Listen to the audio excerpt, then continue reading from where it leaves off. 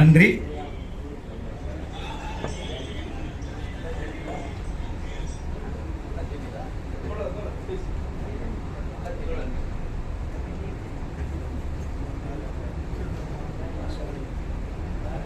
அனைவருக்கும் நெஞ்சம் நிறைந்த மாலை வணக்கங்கள். இந்த தொடர் ஆய்வரங்கத்தில் 3வது ஆய்வரங்கத்தை அம்பத்தூரில் நடத்துவதற்கு இசையுதந்த மக்கள் முன்னணியின் ஒருங்கிணைப்பாளர் எங்கள் தோழர் பொழிலன் அவர்களுக்கு மிக்க நன்றி. முதலாவதாக ஐயா அருளியார் அவர்களை அன்போடு மேடைக்கு அழைக்கின்றோம். தோழர் தியாகு தோழர் அவர்களை அன்போடு மேடைக்கு அழைக்கின்றோம். தோழர் பொழிலன் அவர்களை அன்போடு மேடைக்கு அழைக்கின்றோம்.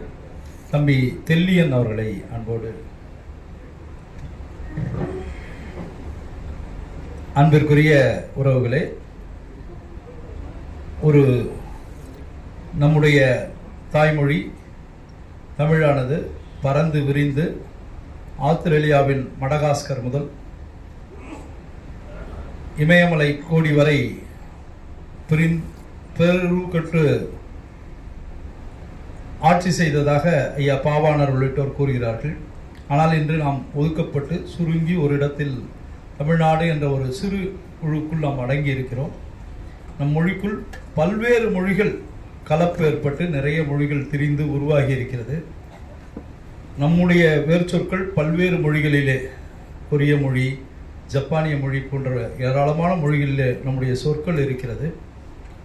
அதே போல நாமும் நிறைய சொற்களை, வேற்று சொற்களை பயன்படுத்தி கொண்டிருக்கின்றோம்.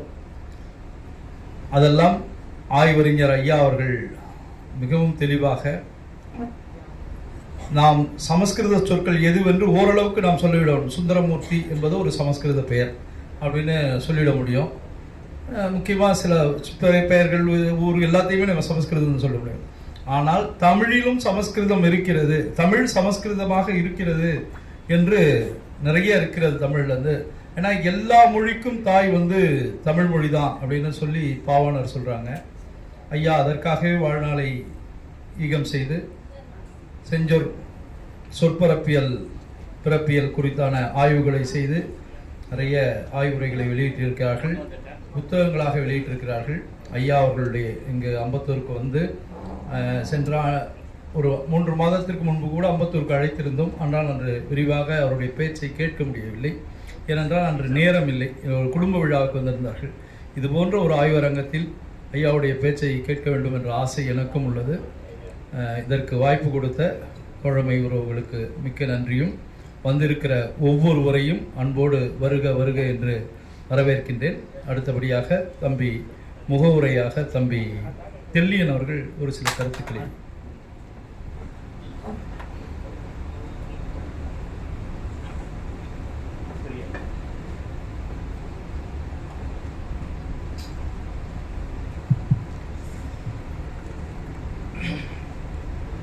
சமஸ்கிருதத்துக்கு தமிழின் கொடை என்ற தலைப்பிலே பாவலரேறு தமிழ்களம், தமிழக மக்கள் முன்னணி, அருளியார் மொழிப்புலம் ஆகிய 3 அமைப்புகள் இணைந்து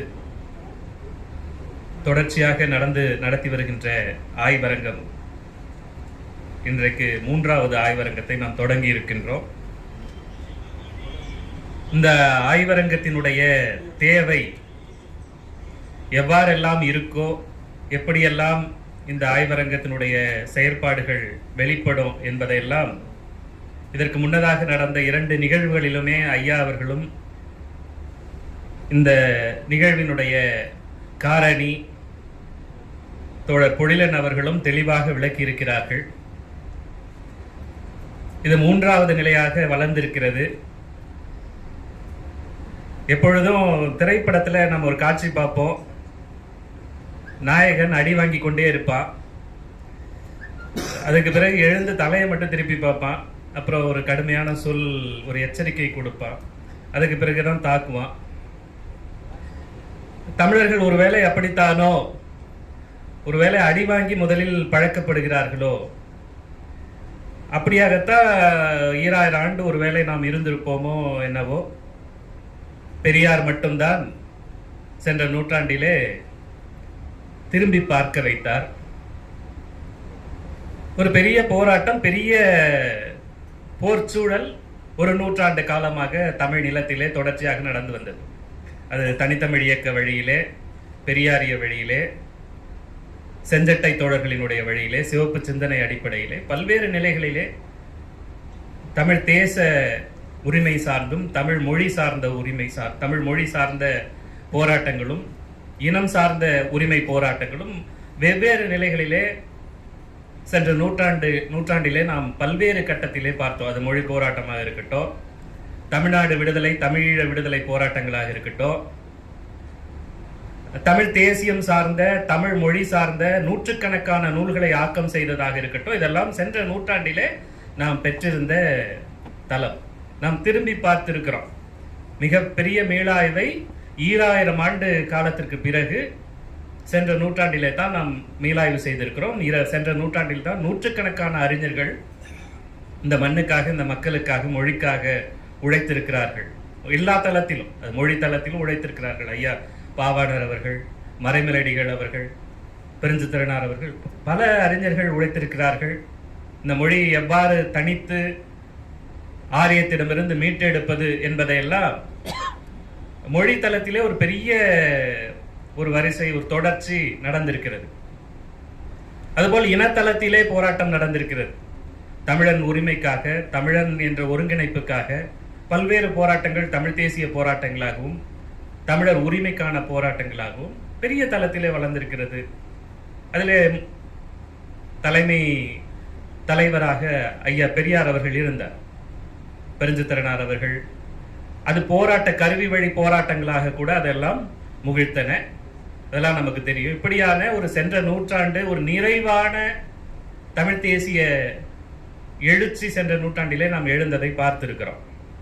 ஆனால் இந்த ஒரு 15-20 ஆண்டு காலமாக ஆரியம் எவ்வாறெல்லாம் நடுவன் நிலையிலே நாம் எவ்வளவு வலுவாக அது ஆழ்ந்து காலூன்றி இருக்கிறது என்பதை பார்க்கின்ற இந்த சூழலிலே நமக்கான அரசியல் தளம், நமக்கான அறிஞர் தளம் முழுவதுமாக இன்றைக்கு நாம் இழந்திருக்கிறோம்.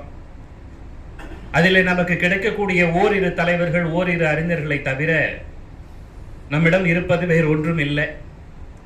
நம்மிடம் 2 இருக்கிறது. ஒன்று தமிழ் இருக்கிறது, தமிழர்களாகிய நாம் இருக்கிறோம். இந்த 2ஐ வைத்து நாம் எவ்வாறு நாம் எழுச்சி பெற வைப்பது, அதற்குரிய கருவி எது, அதற்குரிய செயற்பாட்டல் ஊக்குவிப்பாளர் யார் என்பதையெல்லாம் நாம் தேடிக்கொண்டிருக்கையிலே அதற்குரிய தூண்டுதல் செய்யக்கூடியவர்கள் மிக குறைவாக இருக்கிறார்கள்.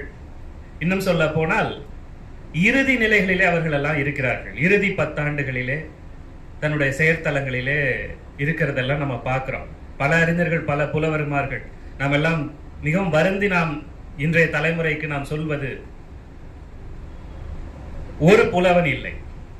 புலவராகியவர்கள், புலவர் கூட்டம் என்பதையெல்லாம் நாம் முழுவதுமாக சென்ற நூற்றாண்டோடு தொலைத்திருக்கிறோம். ஒரு பக்கம் கட்டுரை எழுதுவதற்கு இன்றைக்கு நாம் தடுமாறுகிறோம், பா இயற்றுவதற்கு தடுமாறுகிறோம். பாவெல்லாம் புதுப்பாவாக மாறி இருக்கிறது. நடையெல்லாம் திரும்பவும் நூற்றாண்டுக்கு முன்னதான ஆரியன் என்னென்னலாம் ஒரு 1000 ஆண்டு காலமாக செய்து வைத்தானோ அந்த மணிப்பவள நடையை நாம் திரும்பவும் இன்றைக்கு நம் சார்ந்தவர்களே, நம் கொள்கை சார்ந்தவர்களே மீண்டும் எழுதுகின்ற வழக்கத்தை எல்லாம் நம்ம பார்க்கிறோம். ஒரு சில நூற்றாண்டு காலம் திரும்ப மீட்டெடுக்க வேண்டிய ஒரு தாழ்மையான ஒரு சூழலை நாம் ஒரு அரை நூற்றாண்டு காலம் உருவாக்கி இருக்கிறோமோ என்ற காலத்தில்தான் இது போன்ற நிகழ்வு நமக்கு ஒரு நம்பிக்கையை தருகின்றது. ஐயா அருளியார் அவர்கள் எடுத்திருக்கின்ற இந்த மொழி ஆய்வு நிலை என்பது வெறும் மொழி சார்ந்த காப்பு நிலையாக நாம் கருதிவிட முடியாது. ஏனென்று சொன்னால் தமிழ் என்ற ஒற்றை சொல்லை சென்ற நூற்றாண்டிலே நடந்த பல்வேறு போராட்டங்கள் கருவியாக பயன்படுத்தியிருக்கின்றன. தமிழ் ஒன்றுதான் நம்மிடம் இருக்கக்கூடிய ஒற்றை செல்வம் என்று பாவலர் பல இடங்களிலே குறிப்பிடுவார். நம்ம எடுக்கக்கூடிய போர் கருவி நம் புலவருக்கு வேலாக இருப்பது, நம்முடைய அறிஞர்களுக்கெல்லாம் கூர்வாளாக இருப்பது என்று பாவேந்தர் அவர்கள் குறிப்பிடுவார். அப்படி ஒரு மிகப்பெரிய போர்க்கருவியாக இருக்கின்ற தமிழை நாம் இந்த தலைமுறையினரிடம் முழுவதுமாக முற்று முழுவதுமாக அகற்றி அடுத்த தலைமுறையினரிடம் நம்முடைய அறிவு நிலைகளை கூட எடுத்து செல்ல முடியாதவாறு நாம் அமைத்திருக்கிறோம். இந்த நிலையிலே நம்முடைய மொழியை காக்க வேண்டிய நிலையிலும் மொழியை மீட்டெடுக்க வேண்டிய நிலையிலும் தமிழ் எவ்வாறு இந்த இனத்திற்கான அடிப்படை உயிர்க்கூறு என்பதை திரும்பவும் நாம் ஒரு நூற்றாண்டு காலம் இந்த மண்ணுக்கு வெளிப்படுத்துவதற்காக இன்றைக்கு ஒரே ஒற்றை செயல் வீரராக ஐயா பெருஞ்சித்திரனார் அவர்கள் ஓரேழ் உழவர் என்று சொல்வார். ஒற்றை செயல் வீரராக இந்த நூற்றாண்டிலே அருளியார் அவர்கள் மொழிக்காக இயங்கிக் கொண்டிருக்கிறார். ஏறத்தாழ அரை நூற்றாண்டு காலம் தன்னுடைய ஆரிய எதிர்ப்பிலும் தமிழ் சார்ந்த முழுமையான ஆய்விலும் எப்படி அறிவியல் அறிஞர்கள் எல்லாம் ஐன்ஸ்டைன் போன்றவர்கள் எல்லாம் ஒரு கண்டுபிடிப்பு கண்டுபிடித்த பிறகு நான் இதை கண்டுபிடித்து விட்டேன், இதை நீண்ட காலமாக எனக்கு சிக்கலாக இருந்தது, அதை நான் இன்றைக்கு கண்டுபிடித்து விட்டேன் என்று சொல்லி மகிழ்வார்களோ, அதையெல்லாம் அது போன்ற நிகழ்வுகளை எல்லாம் ஐயா அருளியார் அவர்களுடைய உடனிருந்து நாங்கள் எல்லாம் பார்த்திருக்கிறோம். இதுக்கு நீண்ட காலமாக இந்த முடிச்சு அவிழ்க்கப்பட்டிருக்கிறது, நீண்ட காலமாக எனக்கு இருந்த சிக்கல் இன்றைக்கு தீர்க்கப்பட்டிருக்கிறது, முன்பு நான் இப்படி கருதி இருந்தேன், இது ஒருவாறாக முடிவெய்திருக்கிறது என்றவாறெல்லாம் இந்த மொழியை காதலித்தது என்பது மட்டுமல்லாமல் இந்த மொழியை மீட்டெடுத்தே ஆக வேண்டும் என்ற ஒற்றை சிந்தனையிலேயே தன்னுடைய வாழ்க்கையை ஒரு முழுமையான வாழ்க்கையை செலுத்திக் கொண்டிருக்கிறார். சமஸ்கிருதம் எப்படி தமிழர்களுக்கு உயிரானதோ அடிப்படையானதோ அப்படி இந்தியத்திற்கும் இந்திய பார்ப்பனியத்திற்கும் பார்ப்பனர்களுக்கும் அடி கூறாக உயிர்கூறாக இருப்பது சமஸ்கிருதம். தமிழை சமஸ்கிருதத்துக்கு இணையாக வைப்போம், ஆரியத்திற்கு நிகரென கொண்டோம் என்றெல்லாம் பாடுவதையெல்லாம் நாம் மகிழ்ச்சியாக ஒரு நூற்றாண்டு காலம் கடந்திருக்கிறோம். இந்த ஆரியம் எவ்வாறு கீழ்மையானது, எவ்வளவு தாழ்ந்தது, இது ஒரு செய்யப்பட்ட மொழி, இன்றைக்கு செய்திருக்கிறார்கள். 2000 ஆண்டுக்கு முன்னதாக இருந்த சமஸ்கிருதம் என்பது செவ்வியல் சமஸ்கிருதம். இன்றைக்கு வழக்கிலே இன்றைக்கு சமஸ்கிருத பாரதி என்றெல்லாம் வைத்து பிரச்சார சபா என்று வைத்து பல்வேறு வகையான நிறுவனங்களை அமைத்து 3-4 பல்கலைக்கழகங்களை அமைத்து சமஸ்கிருத பல்கலைக்கழகங்களை நடுவண் பல்கலைக்கழகங்களை அமைத்து மீண்டும் மீண்டும் சமஸ்கிருத சொற்களை நவீன சமஸ்கிருதம் என்ற அடிப்படையிலே மாடர்ன் சான்ஸ்கிரிட்டைசேஷன் என்று உருவாக்கி பல்வேறு வகையான கட்டுரைகளை தொடர்ச்சியாக உருவாக்கி கொடுக்கிறார்கள். அதையெல்லாம் எவ்வாறு நாங்கள் செய்கிறோம் என்று அவர்கள் வெளிப்படுத்துகிறார்கள். பல மொழிகளில் எப்படி ஆங்கிலம் பல மொழிகளிடமிருந்து அறிவியல் தேவைக்காக கடன் வாங்கி உருவாக்கப்படுகிறதோ அதே போன்று சமஸ்கிருதத்திலும் அந்த முயற்சி நடைபெறுகிறது என்று அவர்கள் சொல்கிறார்கள். அதை நவீன சமஸ்கிருதம் என்று அதை பெயர் வைக்கிறார்கள். நாம் ஒன்றை நன்றாக தெரிந்து கொள்ள வேண்டும், ஏன் நவீன சமஸ்கிருதம் உருவாக்கப்பட்டுக் கொண்டிருக்கிறது. கல்வி தளத்திலே இன்றைக்கும் இந்தியை கொண்டு வரும் முயற்சி நடைபெறுகிறது என்பதெல்லாம் நாம் பார்க்கிறோம். ஆனால் இது இந்திக்கான முயற்சியா அல்லது அந்த நவீன சமஸ்கிருதத்துக்கான முயற்சியா என்று நாம் தெரிந்து கொள்ள வேண்டும். எனவே நாம் சமஸ்கிருதத்தால் முற்று முழுவதுமாக மூழ்கடிக்கக்கூடிய ஒரு அரசியல் கட்டத்திலே நாம் இருக்கிறோம். அப்படியான அரசியல் சூழலில் நாம் இருக்கிறோம். இன்றைக்கு இருக்கக்கூடிய சமஸ்கிருதம் மட்டுமல்ல, ஐயா அவர்கள் அருளியார் அவர்கள் அவன் ரிக்வேத காலத்திலே 3000 ஆண்டு 4000 ஆண்டு காலம் எல்லாம் சொல்றானே, அவன் 3000-4000 ஆண்டு சொல்வதில்லை. அப்படி சொல்லிட்டா நமக்கு சிக்கல் முடிஞ்சு போயிடும். இது ஒரு அனாதி சமஸ்கிருதம் என்பது காலத்தால் முற்பட்டது, இறைவனால் அருளப்பட்டது. இன்னும் சொல்ல போனால் நம்முடைய மாணிக்கவாசகர் எல்லாம் பாடுறார், வேதத்தை சிவபெருமான் ஓதிக்கொண்டிருந்தார். சிவன் தன்னுடைய மறைநூலாக உயிர் நூலாக கருதப்படுகிறதாக வேதம் பேசப்படுகிறது. அப்படிப்பட்ட செவ்வியல் இலக்கியமா இருக்கக்கூடிய சமஸ்கிருதத்தெல்லாம் ஐயா அவர்கள் உடைத்து விட்டார்கள்.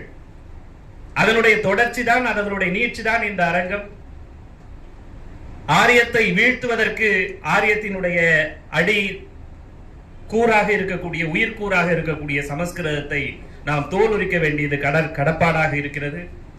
அதனுடைய முயற்சியை தமிழர்கள் எப்படி சென்ற நூற்றாண்டிலே இந்திய எதிர்ப்பு போராட்டம் என்ற ஒரு பெரிய போராட்டத்தை நாம் நடத்தி ஒரு அளவுக்கு வெற்றி கண்டோமோ, அதுபோல் ஆரியத்திற்கு எதிரான போராட்டத்தை தொடங்குவதற்கு அன்றைக்கு மறைமலையடிகளை போல, அன்றைக்கு தந்தை பெரியாரை போல, இன்றைக்கு ஐயா அருளியார் அவர்களும் அரசியல் தளத்திலே தோழர் பொழிலன் அவர்களும் இருக்கிறார்கள். அதை பயன்படுத்தி இந்த நிகழ்வை சிறப்பிக்குமாறு கூறிக்கொள்கிறேன். நன்றி.